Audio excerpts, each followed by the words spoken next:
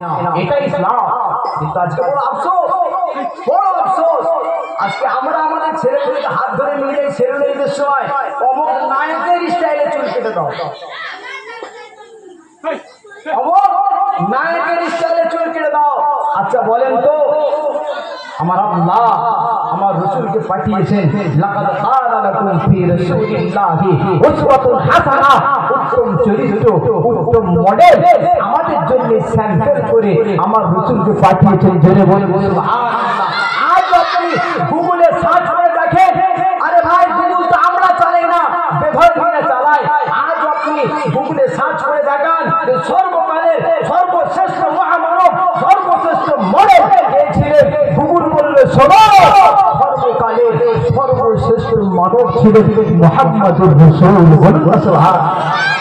রাসূলের মডেল, রাসূলের আদর্শ আমাদের পছন্দ হলো না। হ্যাঁ, আজকে আমরা বেধর্মীদের মতো মেলাতে হই হই করছি, নারী পুরুষ আমাদের মেলামেশা কোনো ব্যাপারই নাই, জলসর্চনা মেলামেশা বোঝা যায় না।